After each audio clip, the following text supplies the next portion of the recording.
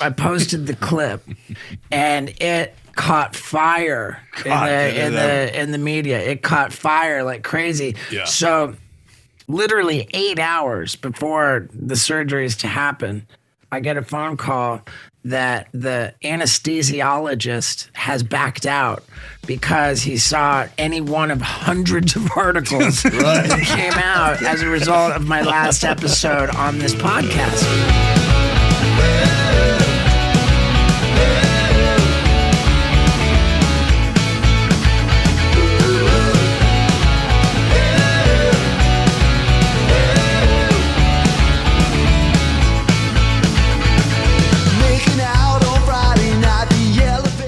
Welcome to the X5 podcast, everybody. My name's David Line. I'm your host today. We've got a great show for you. If this is your first time tuning in, gosh, we're glad to have you. Thank you for doing that. Make sure you press the subscribe button if you're watching on YouTube and leave a comment for our algorithm. We like it when people get in fights in the comments. That's our favorite Isn't that thing. great? Yeah, it's the greatest. The funnest thing ever. I just sit back and eat popcorn and watch. Yeah, I do too. I love it. Don't stop it. Let it keep going. It pushes the video in front of more people.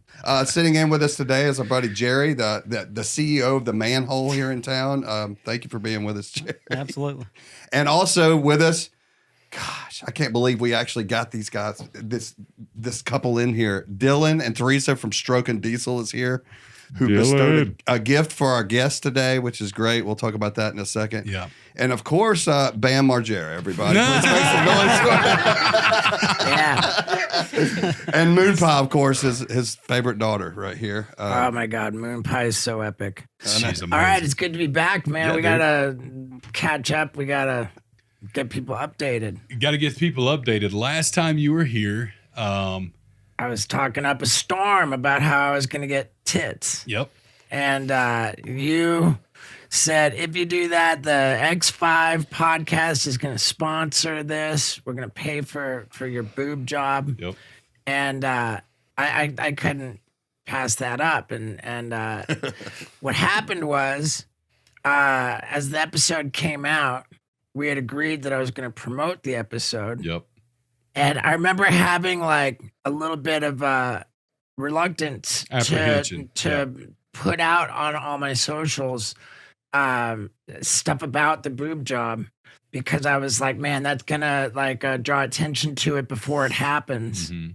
And I said, screw it. And so I posted the clip, and it caught fire in the media. It caught fire like crazy. Yeah. So the night before my actual boob job surgery, literally 8 hours before the surgery is to happen, I get a phone call that the anesthesiologist has backed out because he saw any one of hundreds of articles that came out as a result of my last episode on this podcast. And I was like, okay, so they're trying to reschedule it. And I mean, if I'm honest, dude, like, it was feeling kind of shady to me. Like they were saying that actually that not only did the anesthesiologist backed out, but the doctor, like, learning that the anesthesiologist backed out, he got like cold feet about it. And he said, I'll still do it, but I don't want my name associated with it. I'll no longer be willing to be on camera when I do it. And they asked that I say, it happened in Mexico. Wait, and I've never been, especially since I got clean and sober, I've never been one to lie about anything. Yeah. So, and then they're trying to reschedule it in Los Angeles County, and there's just not a spot that's willing to do it. So then they said, all right, we're going to do it down in Orange County or San Diego County, and we're going to like smuggle you in at 6 a.m. Like, okay, it just felt kind of sketchy. Like you're going to a strip mall to get plastic surgery. Not that. It just felt shady and dishonest. Sure. And the thing was that on that day that I was supposed to have gotten the surgery, I'm checking out at the grocery store, and the person ringing me up on the cash register is clearly a transgender person. Mm-hmm. And I'm just like, man, I feel like the universe is just throwing me signs. And I say to this person, like, you know, hey, can I run something by you? Like, sure enough, like I have this conversation, and like I said, I'm sure I said this on the last time I was here. I didn't feel like I needed to explain myself. I didn't feel like I needed permission. I was like, the whole world can just suck my D. Yeah. I don't even care, you know. Like I'm just an idiot trying to get laughs. But when I spoke to this transgender person, like man, they completely changed my perspective on it. And then I arrived at my own conclusion that the universe had conspired to prevent me from doing that. That the universe intervened. And God, it was so hard for me, man. It was so hard for me to back out of that because I've never been the guy to say I'm going to do something and then not do it. Well, sure, yeah. And now with like, you know, however many months it's been like with like 3 or 4 months. Yeah, it's been a few months. I got to say I'm glad I didn't do it, man. Yeah, you know, I had a moment to where one morning I woke up to like 48 text messages of different people sending me links from news outlets all over the world. Yeah. You know, X5 Podcast, Steve-O, Boob Job. And I'm like, at first I was like, oh, this is cool. And then I was like, this is not good. Because I was like, you know, we had put out a teaser and then in your episode, and it went absolutely nuclear. And because you shared it, obviously, and you shared our post or whatever, thank you for that. But it was absolutely counterproductive to what we really wanted to happen. Right. I mean, what the plan was at that time, definitely counterproductive. Yeah, for the sure. end result, I'm grateful for. Yeah, it worked out in the end, especially, you know, when you told me that, and I was like, dude, I get it. Like, because I didn't think about it that way either. Well, dude, one thing that I hadn't thought about. Imagine how bent out of shape people get over blackface. Yeah. And then, like, what could be a more disrespectful? Like, I mean, it's basically like it's the equivalent of blackface. Oh, let me get tits, like, you know, like go run around tricking people to think I'm a girl. And that was like what the, you know, what the cashier is that the cashier? Yeah, it was a transgender woman. Meaning, you know, like a woman. She spoke with a very deep voice. You know, it was clear. Right. I explained the whole plan. You know, they like took a break from work to speak with me. We were in the store speaking for like 15 minutes, and I explained that you know I viewed it as not disrespectful. At all, that in fact it was the ultimate statement of body autonomy. You know, like I'm saying, this is my body, my choice. Right. And this woman said, well, that part is great. You know, we love statements of my body, my choice.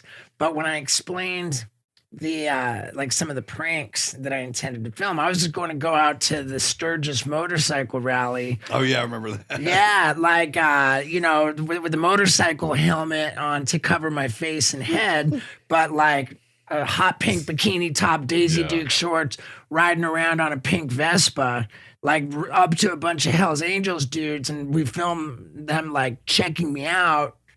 And I walk right up and pull off my helmet and say, "What's up, dudes?" You know, and that was like a real. It's funny. It is. It's definitely funny, but that was the one that was most problematic because this transgender woman explained that there's something really you know, like tricking people into thinking you're a woman to kind of catch them and you know, make like shame them or something, like as if they're homosexual or something. Yeah. That whole and then like and it's like that movie The Crying Game. Yeah, sure. You know, like so that you know, the whole tricking people to think that I'm a woman was the biggest problem of it. But more than anything, the way that she explained, like, you know, like imagine like being at your place of work and you're not allowed to use the bathroom. You know, Right. imagine having your license say female on it, and like 28 states in this country will literally arrest you because your IDs, you know, like imagine like knowing that politicians are out there campaigning on the idea of putting you in internment camps. Yeah. You know, like it's pretty gnarly. Like the level of it's not pretty gnarly. It's unbelievably gnarly. Right. The level of oppression, and for me to, you know, I just had to admit that I got that one wrong. You know, but that led to that like another issue. I mean, I had a very, very difficult time backing out. You know, just because I said I was going to do it. I drew so much attention to it. And then it's like, oh, you know, full of hot air, you know, like backed out, you know, I didn't do it. Like made me feel like a fraud. And you had cut this check to pay for the surgery. And because the surgery got called off with less than 24 hours notice, that meant that the surgery center like had been paid. There's no refund there. Mm-hmm. Like all of the different things that were legitimately paid for, like amounted to like $27,000 that was never coming back. Yeah, you know, and even though they backed out, even though it was a mutual thing. So they backed out and canceled, but then was willing to reschedule in kind of some honestly shady circumstances that I didn't feel comfortable with. I know Steve didn't feel comfortable with it. And then it was like this divine intervention happened. Like that was enough red flags as it is, just that. And then when he had the conversation, you know, with that person, it was just, it furthered his and my, like, this is probably isn't a good idea. Your gut feeling about it. Yeah. It's yeah, I mean, I my whole feeling was that, it's going to ruffle some feathers. Yeah, I'm going to get a ton of hate, but every person in the world is going to know about it. And just by the sheer volume, just it's a numbers game. If that many people are aware that I did it, then that's just going to boost everything for me. It's going to, and I don't like, maybe that was right. Maybe that was right, but I'm just such a sensitive guy, dude. Like I don't do well with like a lot of like, egregious hatred. I don't. It was. I was relieved. That means the world to me. I was relieved, and also, like, how am I going to make this up to Charlie Reese? You know, he cut this check, and we arrived at the conclusion that I need to continue to promote the X5 podcast. Yeah, and that's good enough for me, man. That and you're such a good dude, and dude, so I'm indebted to Charlie Reese, like to the tune of tens of thousands of dollars, and then like not blink even twice if you're in trouble. That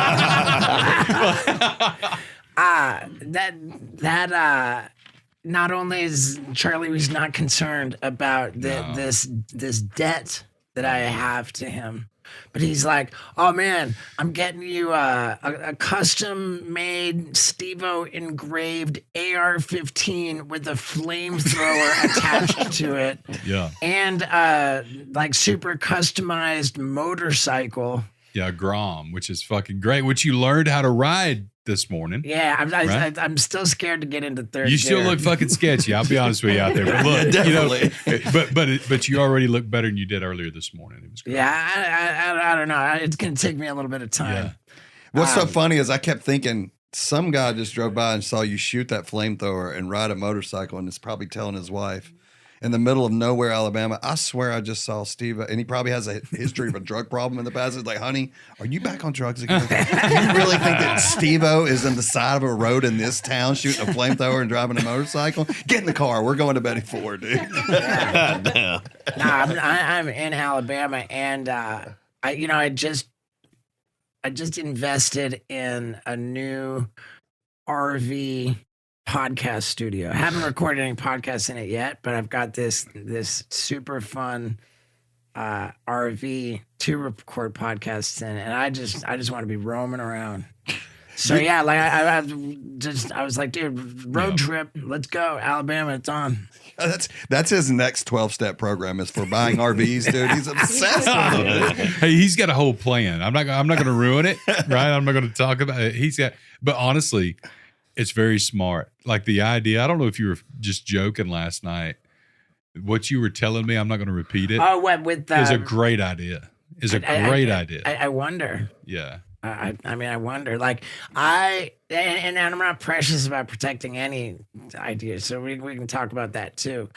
I'm such a rabid fanatic about RVs. I spend more time in RVs than like anybody because I'm on tour in my Class A motorhome RV, like a lot.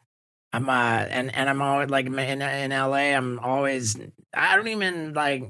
I only sleep in the podcast van when I'm in LA now. Like really? That's like my LA home.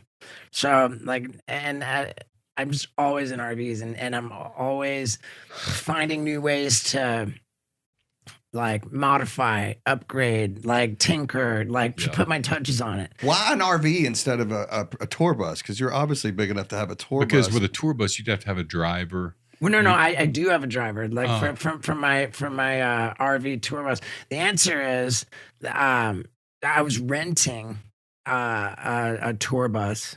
Like I was renting a Prevost. That's the way you do it, by the way. You don't buy one. Right. I was renting one, and like it was like a 3-week leg. Maybe it was like a 2.5-week leg. It came to $50,000. Yeah. Like for that bus. Yeah, fuel. You got to pay the driver, the driver's hotel, driver per diem. And a trailer, if you got a trailer back with merch. It's expensive. For sure, the trailer with merch. I mean, just the renting it piece was so crazy that I thought, man, what if I didn't rent a Prevost? What if I rented like a regular RV? Yeah. You know, like just a piece of crap normal RV. They are, because they're plastic on a metal frame. Most of them are. Oh, dude, terrible. Yes. Yeah, terrible. And I didn't care because I didn't want to spend so much damn money on renting a Prevost. So I rented an RV. We took it on a run up and down California, and I was perfectly happy with it. Yeah. And so then my next move was to buy a piece of shit RV, wrap it in obnoxious Steve-O art, and I mean, goddamn, it's gotten me to every single show. It's never failed me. Yeah. You know, sure, there's been issues with this and that, but that RV has fucking paid for itself so many times over. Plus, the podcast RV too. Yeah. Like with all the podcast revenue, that van in California has paid for itself time and time again. Yeah. And so is the RV tour bus. So the idea that I was running by Charlie last night, I was like, man, because this new one, I got it wrapped in camo print. I'm getting it lifted and converted to 4-wheel drive overlander. I'm gonna install a bidet on the toilet. It's got his priorities right. I'll give him that. I'm gonna soup up the house batteries like crazy. I'm gonna put in like crazy, all kinds of stuff. And I was thinking, by the time I get done modifying this thing to the hilt, like with how badass it looks, and it'll be 4-wheel drive. Like, what if I got into a partnership with the RV manufacturer and made like 10 Custom ones like yours. Yeah, limited edition. Yeah. And then it's like if anybody wants to buy one of these like limited edition Steve-O designed RVs, like when you buy an RV, you get a walkthrough where they explain how everything works. Like I'll be the walkthrough guy, you know? Like because there's only 10 of them. yeah.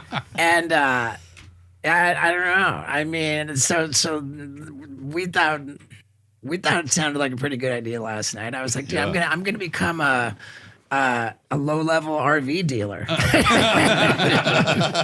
A small scale, not low level, high level, but small scale. I think it'd be a cool idea, man. What you're doing with that one's going to be unbelievable when it's finished. Like, dude, it's already badass. Like whoever did your rap. Dude, let me shout them out. I think it's GCI Digital in Cincinnati, Ohio. They're the ones who did the obnoxious rap on my tour bus both times for my bucket list tour and now my Super Dummy tour and the camo rap. They're dude, the guy's a hoot. My man TJ in Cincinnati is a hoot. Dude, they killed it. It's the cleanest rap I've ever seen. RVs aren't easy to rap. Dude, the guy who owns that company, and the RVs are not. Yeah. The guy who owns the company has a pickup truck, and just for laughs, he got it. He got his shop crew to wrap his pickup truck in like this like kind of a purple metallic, almost glittery thing. And like as soon as they got done, he drove his Ford truck over to the Ford dealership, and they were like scratching their head over how. Like there's a new color that they would wear because the wrap is so solid that the Ford people didn't know that it was actually a paint job that Ford did. Wow. It looks really good, man. I was impressed. It's like, holy crap. We gotta send ours up there to get it wrapped. Yeah, you just got like what was it? You got like the he knows all about them. He's like, I know what you got. It's a Tiffin. Yeah, it's a Tiffin Allegro bus. Yeah, Tiffin Allegro. Okay, that like kind of splits the difference between my RV and a Prevost. Yeah, because ours it's a odd size. It's 39 feet. It's great. Single wheel. But it's perfect. Like the dual slides and all that. When it's, opened up, man, like it's got a lot of room in it. Does it have bunks? Yeah, it's got bunks. Bunkhouse. And then it's got 2 bathrooms. Nice. And it's got. He's bricking up over here. It's got bunks. It's got 2 bunks in it, like like a little bunk alley. And then it's got a full size bed that comes down out of the ceiling over the driver. Yeah, mine's got that. And then it's got a queen size suite in the rear with a private, ensuite, right? And then it's got another little half bath. I had this idea, man, of like doing like a mobile podcast. Like I don't think anybody's doing that, like to where they're like you have this nice thing and you go to them and you make it easy for the guest. Love it. I was like, I hadn't seen anything like that on YouTube. We should try that.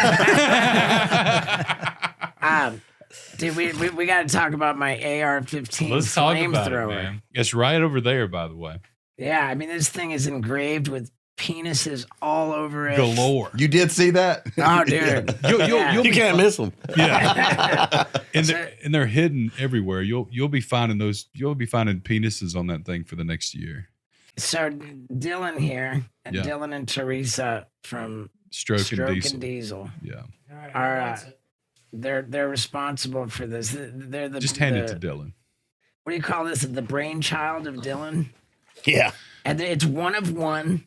It's absolutely one of a kind. Hey, let's hold it away from not pointing at me. And turn it so you see the Steve-O logo and stuff that you did for him. So the camera can see. I love the half my face, half the Jackass skull. Isn't that cool? So it's epic. Now, and you guys gave me this crazy like care package, these 2 bags of swag, and we're both wearing Stroke and Diesel shirts. It says on the back, "Slumpin' Chumps" since 1982. Is that right? Yeah. Slumpin' Chumps means like killing people, unaliving them. Yeah. Unaliving. Yeah. Pretty much. I didn't know that. I'd never heard of that. Well, now you know. So if you want to slump somebody, you just Cock out. Boom. Yeah. That thing has got so that's a 5.56. It's got a Upgraded barrel. We did Yeah. a rise drop-in trigger, Yep. and then Optic. tricked it out, What yeah. kind of optic is that? AT3, a little laser. Laser optic with a red dot on the inside, right? Yep. And then it's also got an under rail mounted flamethrower that will splice in some clips of outside. Yeah, dude. That shoots a what is it, 30 foot 20, flame? about 20, 25 foot flame. It's legit. It's unbelievable. And look, it's great, to have around the house for, home Yeah, I was about to say, defense. what's a practical use for that? Besides Big Dick and your friends, like what is starting campfires is Yeah. great. Yes, that's what I was about to say. At my ranch in Tennessee, I have a huge fire pit. There you go. That's how Yeah. you start. If you're going to grill, you know what? Your grill igniter's not working. You can't find Real a practical. grill lighter. There you go. Hey, I got incendiary rounds too, so you can load up that, Nice. shoot them, start the fire. That's unbelievable. So Steve-O, so what we're doing with this, and you're the first person to have one of these, Yeah. and it's 1-in-1. There'll never be another one made, in that complete design. Because it's got like- dicks on it. Yeah, pretty much. We can't sell them. Nobody wants to buy one with dicks on it. But we're only going to do, and I'm going to get a lot of emails and text. Hey man, where's mine? We're only doing so many of these just for prior guest on X5 to celebrate our 100th episode, right? Yeah. So Steve-O gets the first one, man, and it's cool. And Dylan's working on another one for another guest right now. And what says Merry Christmas, like, I just want to see a cop pull him over and him have to unpack what that is. explain what that is. Explain what that is. Hey, you're safe. You're in Alabama. You're in Tennessee, whatever. But you got to tell me what the hell is this thing in the back of your car? Yeah. It's my merch, dude. It's my new merch. How did that feel when you were did you because I know you didn't know quite what to expect. I know you knew it was going to shoot fire, obviously, but the first time shooting that thing, how'd that feel? I mean, it felt like a relief that I wasn't catching on fire. Like, Yeah. you didn't feel like it's spitting If out the all wind this blows. fuel. Like, Yeah. it's like, okay, I'm okay. Like, and then What do you think Tim Kennedy's going to think about that? I don't know, man. I don't know, but we'll have to hit him up. Yeah, because Dylan has already said, like, if Tim loves that, even though Tim hadn't been on X5, just because of who Tim is, his views, and who he is, and a patriot, Dylan said he'd 100% build Tim. I can't imagine that Tim Kennedy wouldn't be down to be on X5. Yeah, we'd be honored to have him. I love You'd him. fire up that Tiffin. That Tiffin, baby. Where's Tim at? In Vegas? He's in Austin, Texas. Oh, he's in Austin? Okay. Let's cool. go. Dude. Yeah. I mean, dude, like road trips to Austin are just That'd be cool. crucial. Yeah, we'll have to get Tim one of these made and stuff. But no, man, congratulations. I know you got the new ranch out there. You've been there, what, a year almost? Something I like that? bought the ranch a little over a year ago. Yeah.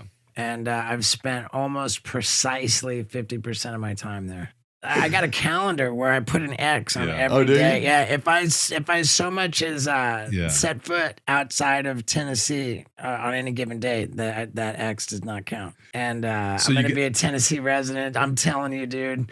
Like my first stop with this new RV wrapped in the camo was this just random state park that I found on this hiking app. Oh, okay, cool. I'll go stay at this state park. When I got there, they gave me a Tennessee state park passport, and they got me to stamp their page in it. There's like 58 state parks in Tennessee, and I'm gonna get every single one of them stamped.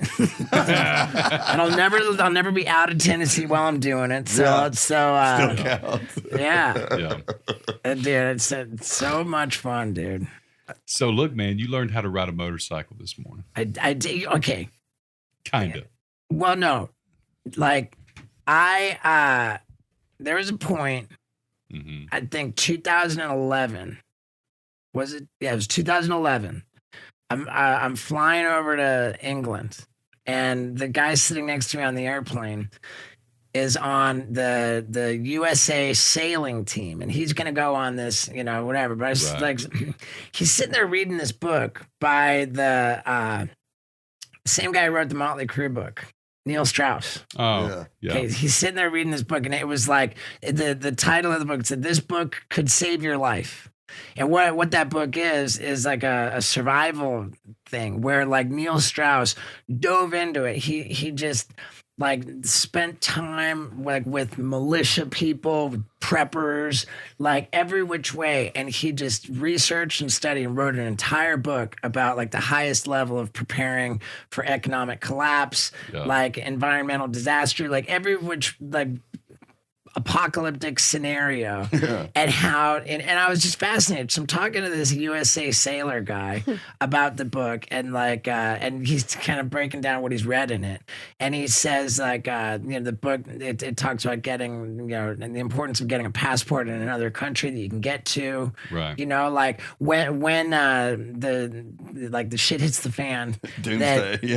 when it strikes the catastrophe, whatever it is, he says everybody's trying to get out of town. So like the roads are jammed up and you got to get out, but the roads are jammed up. So that's why it's so important to learn how to ride a motorcycle. Absolutely. Because you can split lanes, and while they're all jammed up, you just fly right through it. So it made perfect sense to me. I'm like, I gotta I gotta learn how to ride a motorcycle, So I get enrolled in motorcycle school. Okay. This story is about to get so crazy. Oh, Just saw you drop one. I get enrolled in motorcycle school. Mind you, I've never driven a stick shift automobile. I do not know how to drive stick like a car. Like never done it. Don't even want to learn. And I go to the motorcycle school. They've got like a 4-hour class. You're just in a classroom for like the written part or whatever. I Right. do the first. Then there's 2 days of actually in the field. I'm in the first day in the field, and I'm like with the clutch, and I'm like, dude. This clutch business, not like, Sure. being, used to it, that's slowing down reaction time. Yeah. And like, not only is it like motorcyclists get in accidents all the time, is never their fault, but specifically when I enrolled in the motorcycle school like 2 months prior, all of a sudden everybody I'm talking to has to go visit a buddy who's just got their leg amputated from a motorcycle accident, like all this that just motorcycle accidents are just coming up in conversation. And while they're teaching me, I'm like, dude, my reaction, like reaction time is important, and this clutch business is like another step in reaction time. So I'm a dead duck. And there was this like Italian supermodel that wanted to like hang out with me. What was his name? And so after day one in the field on motorcycle school, like I go out to dinner with this Italian supermodel. Sure. And then after dinner, she's like, "Oh, you want to meet my dogs?" And I'm like, "Yes." More than you, actually. So I go up to meet her dogs, and and then come the next morning, I was like, you know what? Motorcycle was probably gonna kill me anyway. Like the irony of like learning how to drive a motorcycle so that I can survive the end of the world, but the world's fine and I die because because I'm an asshole on a motorcycle, and so I became a motorcycle school dropout. Okay, all right. I went into that Italian supermodel's apartment and basically did not leave for like 3 months. There you go. And I don't want to like disparage her in any way. She's the most lovely, wonderful person. Sure. It's just a simple fact that her previous boyfriend before me was George Clooney. So like it was like a media, like a tabloid story. Sure. Like Steve-O is dating George Clooney's ex. Girl, you know, like from George Clooney to Steve-O. And it was just like, I couldn't help but think that was particularly like outrageous, you know? And then Knoxville shoots me a text. Knoxville shoots me a text. It says, "Are you stirring George Clooney's porridge?"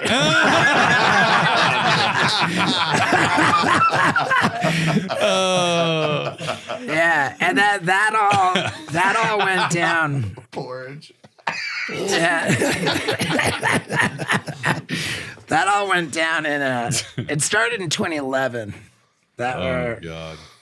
But Dude, yeah. you did well though. Like, you know, you can ride unicycle and shit like that. Like the balance part was super easy for you. Like balance. Yeah, no, I wasn't worried about the balance. Dude, it's just reaction time. And that will get way better. But just from 15 minutes this morning at the lake, and then, you know, out here, it scared me a few times, but you'll be fine, man. Just always remember, clutch first. That's the first step. Yeah, that's the problem. That's He says, "Hell, should have switched gears." That's why I dropped out of motorcycle school. They told him 100 times. He still didn't get it. But you're right though. Listen to this, man. Like, because, you know, if you got a vehicle like that doesn't take up much room, like that thing, right? Yeah, and can run 70 miles an hour, you could get somewhere. You could put a backpack on with some essential shit.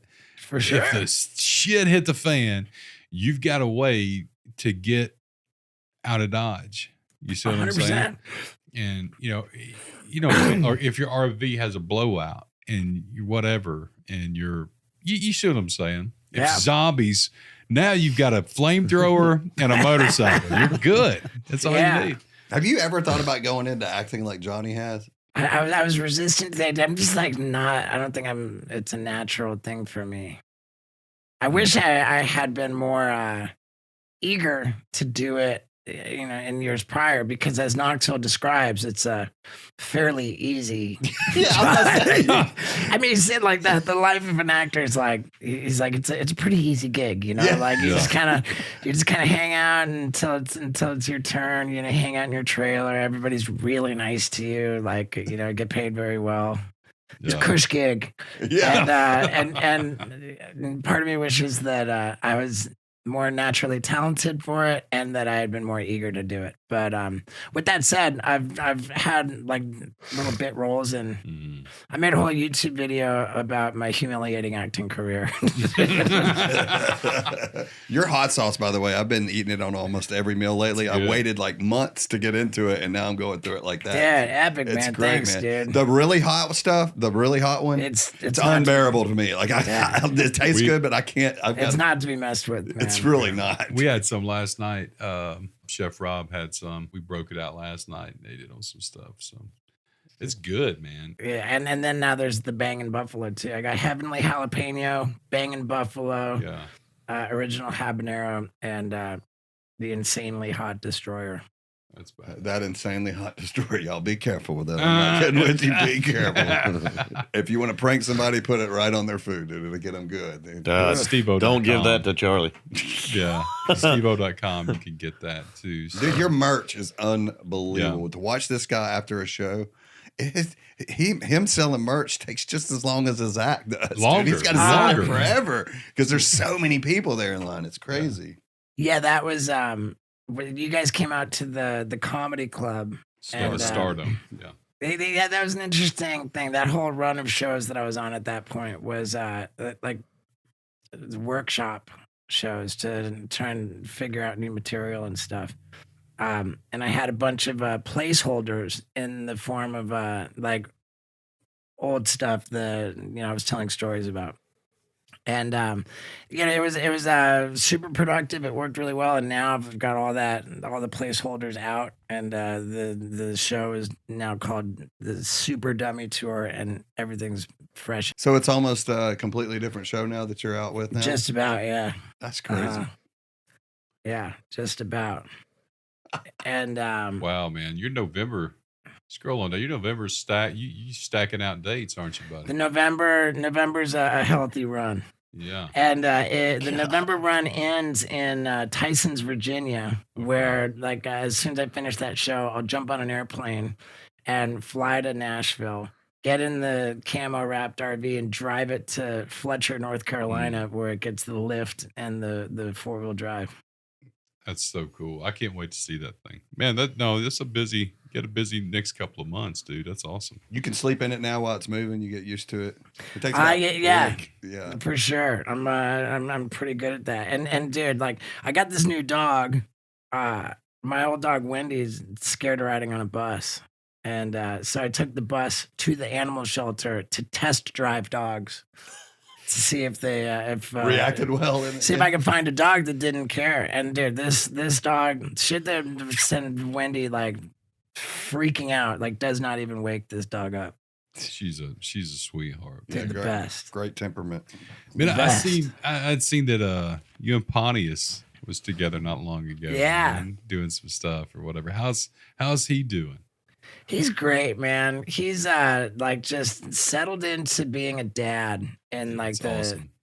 the greatest way. He's got to be the best dad. Like he just loves it, and he's like a real family guy. I'd been wanting to get him on the road with me to really get him working on an act, and I finally succeeded last month. Or this month. Yeah, it was actually this month. And he did 6 shows with me, and we had a blast. Did it come out like towards the end and stuff? No. He did the full opening act. So he did like 20 minutes before I come out. Crowd loves that, I bet. Oh my God. Did you tell him he was coming, or did he just we did announce that he was coming, but like you can announce it till you're blue in the face. Half the audience still they're gonna have no idea, right? Big pop when he came out. Yo, dude, they loved it. He did so well, and I actually just got a text from him like while we were driving here. Oh, that's cool. And it's just saying I'm stoked to you and him always had that tightest chemistry, for sure. The Wildboyz and stuff. Man. But you knew him like, I remember like that first stunt with a elephant poop and stuff. Like Pontius was there with you. Like I guess you had just met or whatever. We met after the pilot got ordered. Like I was living in Florida. And the crew came out to film all of my stuff for the first season, and Pontius came with that crew. Pontius in Knoxville. So and it's just crazy how I met him, and like immediately we had this this crazy chemistry, and we just clicked, man. And the fact that we were both homeless in Los Angeles, right? Like we had a competition to see who could stay homeless the longest, and he won by a lot. Yeah, he's a very aggressive homeless guy. Well, yeah, because I was such a drug addict. Like it was too much work. It was too much work to be addicted to cocaine without a place to do it. Without a place to do cocaine. And so when we did MTV Cribs in support of the first Jackass movie, Pontius literally filmed his Cribs episode in his car. He had a Toyota truck with a camper shell on it. That is the most, and he legitimately had no home to do Cribs in. He was probably proud of it. He was like, let me show you. Dude, like, I'm dying to know if there's ever been another person who did MTV Cribs in his car. He even says, like, he says, "Hi, I'm Chris Pontius. Welcome to my crib. I've been in between homes for 11 years." In between for 11 years. Oh my God, he's so classic. Dude, I'm just sitting here noticing you still have the dick on your face. Yeah, that sounds weird to say on a podcast, but he still has it on there, dude. And I'm happy to report that with the penis tattooed on my forehead, there has not been a photo of my face that's been taken down my Instagram. There's not been a YouTube video that's been demonetized over it. Like, I'm really, really pleasantly surprised. I know. I thought I was going to have to wear a bandana all the time. We need them kind of dicks, dude. Y'all can't see it. It's on this side. But Yeah, you're not sitting on my good side. yeah. It's a testament to how poorly that dick was drawn. It's not getting flagged for anything. Right. You can tell it's an authentic first time he's ever done it. Yeah, Post Malone has a light touch. You still talk to him a lot? He's not someone that I'm like really in contact with. Like when we're gonna do something together, like it's his person that that I'm communicating with. But what a rad bro. Yeah. I mean, he's got to be. It's a toss up between Post Malone and Jelly Roll. I think for who's like the sweetest, best, nicest person. Right. Yeah, man, you can tell Jelly Roll's been through it, and it's so authentic. Anytime I've talked to him once, and he came to me and didn't know who the hell I was. I was just standing in the corner. Such a nice guy to sit there. Yeah. You can tell every bit of the success he's gotten now. He deserves every bit of it. Well, he came up to me first. He goes, "Is that the Make-A-Wish kid?" And I said, "Yeah, that's him." Oh, is that That's when he come over and talked to you. Come on. That felt a little crazy,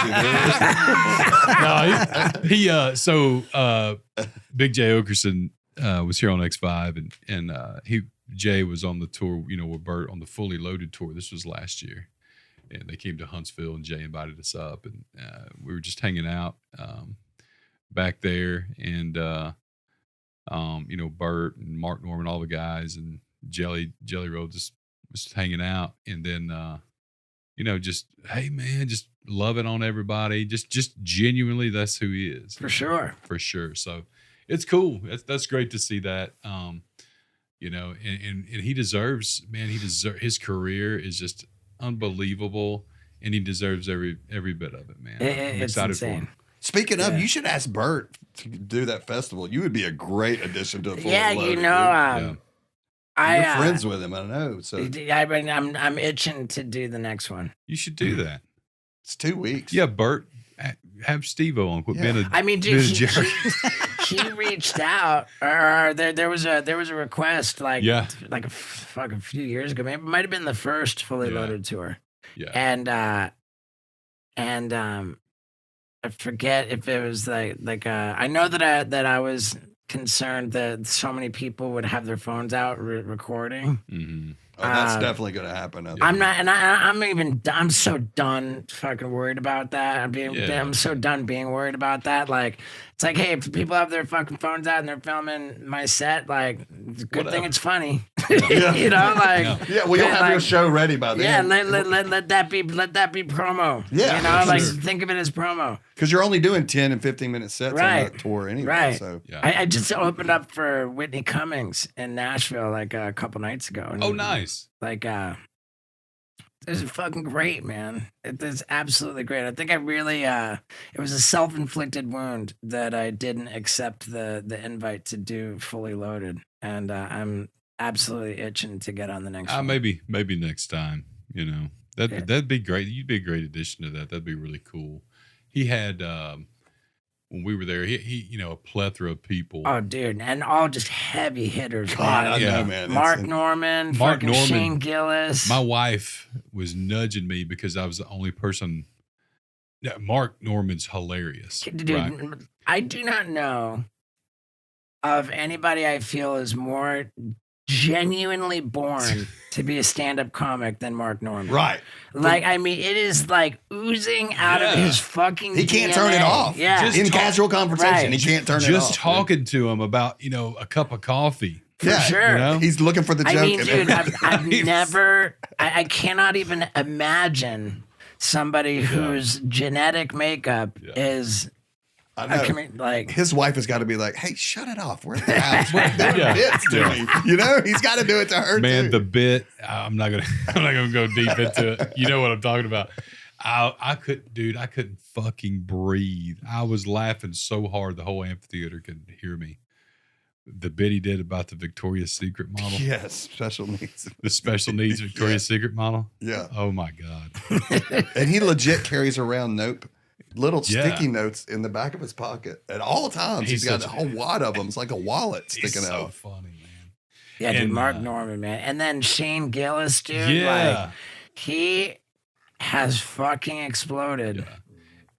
And Bargatze, like Yeah, he he's popped just- in on the one we went to. Yeah. He's great. And but man, that and Tiffany Haddish, Yeah. she was there that night, and What's crazy is that tour sounds like something he would start, I not know. Bert. It doesn't that seem like something you would be that seems like a festival that you would put on.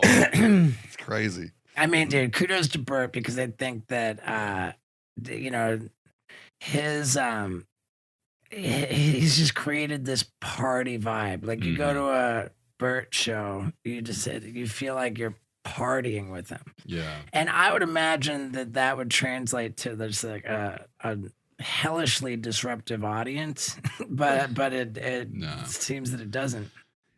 Bert's so personable, like it's not lost on him where he's at. He's very appreciative. Like, we were backstage while they were still on stage, while Bert was wrapping the show up.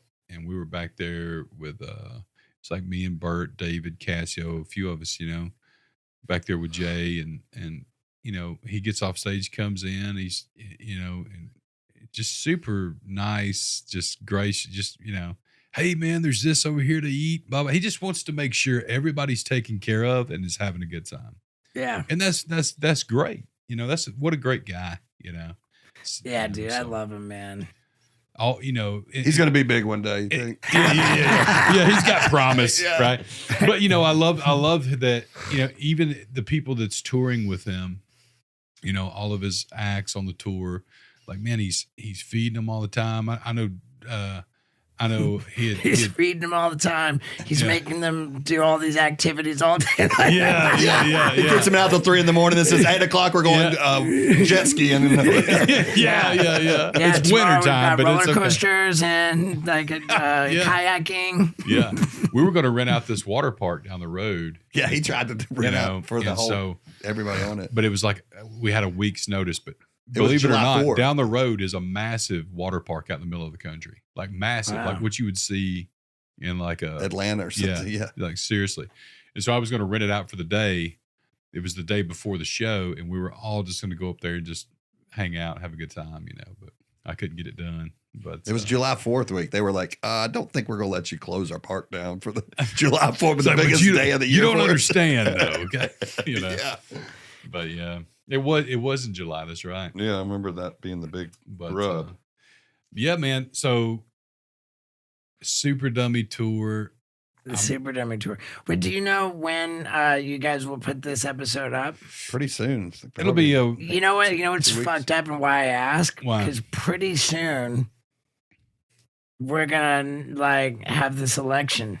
It's so gnarly. Oh, yeah. This is like objectively, this is like the gnarliest election of all time, it right? is, man. Oh, yeah, dude. That's It is. crazy. Some of the stuff, it's just like, are we living in a simulation, man? It's crazy.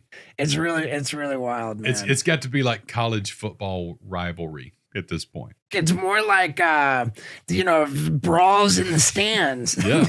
Like It's like a soccer game. yeah, You know what I mean? yeah. Who the stadium's being torn down by the hooligans. Yeah. Oh my God, yeah. It's a good time to learn how to ride a motorcycle. Yeah. Thank God you got a motorcycle and a flamethrower. Yeah, I'm back in motorcycle school. I graduated today. I have a motorcycle. I'm just roaming around in the RV, minding my own business in the woods, and I'm ready to hop on my motorcycle. He's leaving here and going getting prepper food right when we leave here. He's got MREs under the bed, under the mattress. Of Yeah. his RV. Did Yeah, you see dude. Charlie sitting there? Yeah, this is what you do, little buddy. Go ahead, good job. I was like a proud dad this morning. Like, Wow, look, dude, look, I love it. look, I had Yeah, my but hand. if you crash, Yeah. I'm gonna tell you, he's gonna make fun of me. Oh yeah, I'll make sure you're okay, Yeah. and then I'll make fun of him. But he's sitting there, and I'm, and I got my hand on on the back of the bike, not on his ass, right, but on the back of the motorcycle. And I'm like, okay, buddy, All right, sport. You got all it, right, sport. You're all right, doing it on sport, you can do Sport. it. I was like, he's out of the club. Look, seriously though, I must be a great instructor because he did fantastic. Well, thank you, man. He did great. I feel like it would be criminal to wrap up this episode without checking in with Jerry of the manhole. So, by the way, Jerry is actually a filmmaker, and I made the whole manhole thing up just to fuck with you. But Jerry's a filmmaker. Yeah. You've been such a chatterbox this episode. It's a lot to learn. So It's Jerry's first time. I hadn't seen Jerry in years, and we just kind of reconnected. So come down. He makes films, documentaries, manhole all kinds films. of stuff. Manhole films. Snuff films. Yeah. Absolutely. He just filmed Forrest Hump in the for Red October. It's pretty good. Billy Brown. A man's tail. Yeah. Shaving Ryan's Privates. That's a good one. they were all qualified sequels. So some of the original cast came back. So. Oh my God. Well, I'm glad we cleared that up. Yeah. No, Jerry's a good guy, man. Good buddy of mine from years ago, and we just reconnected because we've got not just the podcast, man. We've got a lot of things kind of going on and different little things, and with Eric and Daryl on board, especially, and Terry back there, getting them more into some different kinds of long form content that we're kind of wanting to do and things, and so I think I can't wait to see Jerry and Eric and Daryl team up, because it'll be like staring at the sun, drinking rubbing alcohol. You just can't even do it. But you guys are going to nerd out so hard. I'm excited to. I'm excited about it. Yeah, absolutely. But dude, man, thanks for coming back. And Dude, thank you for having me. Thank you for everything. Yeah. Your generosity knows no bounds. It's really wild, and yeah. What a great time I've had since we linked up. I kidnapped Moon Pie. How'd you get the name Moon Pie for? Our shady prop master from Jackass named her Moon Pie. That's cute. And I was trying to think, 'cause she's marked like a cow, and I was trying to think like what's a cow's name? And then he says Moon Pie, and I'm like, moo. Oh yeah. She's the sweetest baby. Well, she's going on with me. Take a number, dude. Everybody wants to kidnap my dog. I know. Dylan, thank you too, man, for that. That thing's unbelievable. Yeah, let's see if my story's been taken down by Violence. So Will they really do that? I mean, I don't know. No, it's still up there. Yeah. And already got 100,000 opens. Holy shit, dude. Yeah. And it's been an hour probably. It's been 2 hours, it says. Wow. It's because I'm so popular. Yeah. You're welcome for the bump, man. Anytime we can help you out, let us know. Yeah, I'll make you grow. I'm super sparing on my story. I don't post all the time. Yeah. Yeah. And like when I do, like I try to put that was a no-brainer. That was an absolute no-brainer to post that, dude. Like a flame-throwing AR-15, get the fuck out of here. If you're ever thinking about breaking into Steve-O's house, that's what's waiting on you. Don't stop. Do not. Dude, do you know who Donald Cowboy Cerrone is? Absolutely. Yeah. Uncle Laser just did a movie with him. Fucking love him. Dude. And he's got a 500-acre property in New Mexico. That's where he filmed it. Yeah. It's called the BMF Ranch, the Bad Motherfucker Ranch. And when I made the move to Tennessee, driving, I was transporting my 3 goats. I had 3 goats at my home in the Hollywood Hills. Oh wow. And driving them cross country, I was looking for friends who have farms with pens that I could like let my goats out, to break up the trip. Yeah. And Cowboys, he opened up his ranch to me and my goats. And when I pulled up to the gate of the BMF Ranch, there's a sign on the gate. It says, "There's nothing worth dying for in here." That's the message. End quote. Right. Yeah, and dude, like I think of that all the time. I wanted to put it on the door of my RV. There's nothing worth dying for in here. I think it might have had like a fucking rifle You know, like there's Oh, I'm nothing worth sure. dying for here with just like a big ass rifle. Like, I mean, you gotta have some balls to go try and break into Fuck Cowboys. Yeah. Even if you lived in an apartment. Oh my God. Like he doesn't need a gun, bro. Dude, No. oh my God. Like his place, man. God damn, his place was cool, dude. Really? Dude, he's got like he's not even a big drinker. He's got a huge saloon. Yeah. Like it's straight out of a Western movie. Like the saloon across from the saloon is his barber shop, like full on with the swirly red that's and blue badass, thing. Like man. he's got a barber that lives on the property like 100% of the time, just cut his hair. Wow. Like dude, it's shout out to Cowboys Strong. Oh, dude. So we linked up with him after he wasn't at the ranch when I was there. Right. We linked up with him in Texas to record a podcast, and he's telling me all about he's on TRT. Mm. He's got this company called Transcend, which he's like really, you know, like kind of partnered with. He's like famously jacked on testosterone.